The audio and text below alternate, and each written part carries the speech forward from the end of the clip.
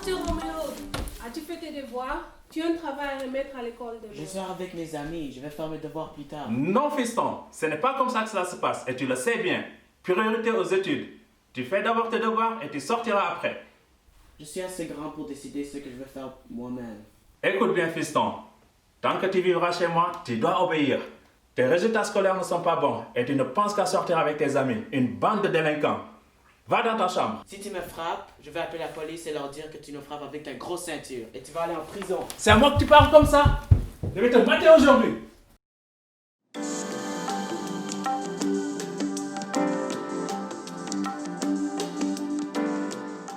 Bonjour et merci à toutes et à tous de participer à cet arbre à palabre qui va nous permettre de mieux comprendre ce que c'est que l'autorité parentale et les droits des enfants au Canada. N'hésitez pas à poser des questions. Le Canada est signataire de la Convention relative aux droits de l'enfant. La Convention inclut le rôle joué par les parents, les tuteurs et les familles. Elle énonce 4 principes fondamentaux pour les enfants. La non-discrimination, le droit de vivre, de survivre et de se développer, la priorité donnée à l'intérêt supérieur de l'enfant, le respect des opinions de l'enfant. L'intérêt supérieur de l'enfant est inclus dans de multiples lois au Canada. Au Canada, le père et la mère exercent ensemble l'autorité parentale. Ils prennent ensemble les décisions pour le bien-être de leur enfant. Par exemple, choisir l'école des enfants, ou bien donner le consentement pour les soins médicaux, ou définir les règles à la maison, et enfin transmettre leurs croyances religieuses. En tant que parent, vous devrez et vous avez le droit d'assurer la sécurité de vos enfants. Le lieu où vous habitez doit être sécuritaire pour vos enfants, de fournir les vêtements et nourrir vos enfants, d'assurer leur hygiène et de veiller à leur santé physique et mentale. Vous devez les amener chez le docteur quand ils sont malades et faire les suivis nécessaires. De les surveiller et de les protéger contre les mauvaises influences et les activités dangereuses. Vous savez, les parents ont une grande influence sur leurs enfants. Il est important de montrer le bon exemple par vos gestes et vos comportements. Mais on a le droit de discipliner nos enfants aussi quand même. Vous avez le droit de corriger vos enfants de façon raisonnable selon la Cour suprême du Canada. Les punitions corporelles ne doivent pas causer des blessures ou laisser des marques. La force doit être légère. Ne jamais frapper ou gifler un enfant au visage ou à la tête, et aucun enfant ne devrait être frappé par la colère ou frustration. Il est interdit de donner la fessée à un enfant de moins de 2 ans ou de plus de 12 ans, de lancer des objets ou d'utiliser des objets comme des ceintures ou règles pour corriger un enfant, de mutiler ou de laisser mutiler son enfant pour des raisons culturelles, religieuses ou pour faire beau.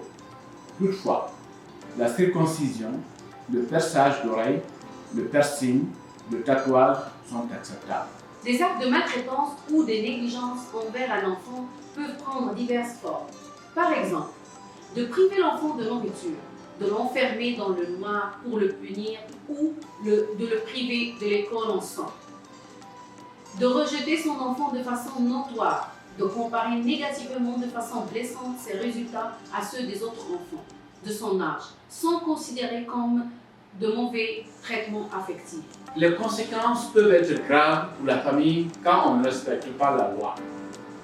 Les enfants peuvent développer des problèmes de comportement, du retard dans leur apprentissage et leur développement, de la dépression, de l'agressivité et des problèmes de santé. Les services sociaux peuvent placer les enfants dans une famille d'accueil.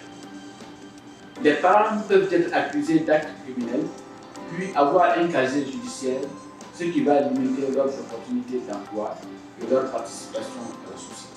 La plupart des employeurs et organismes vérifient les antécédents criminels.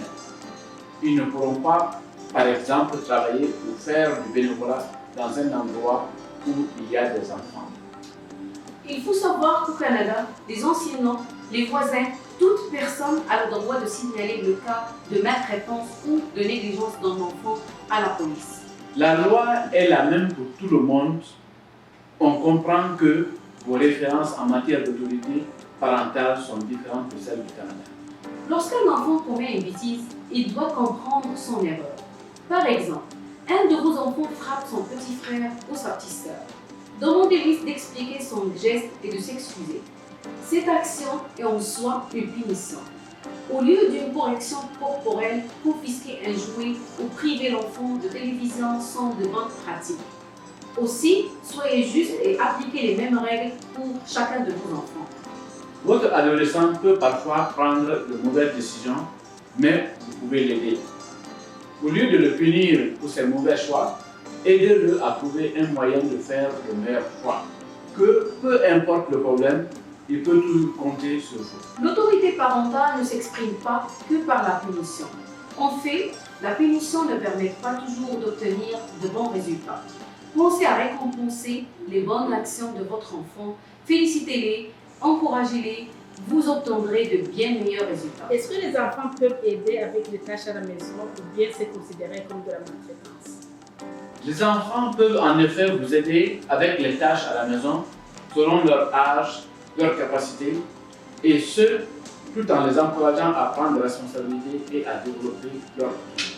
Merci et n'hésitez pas à nous contacter.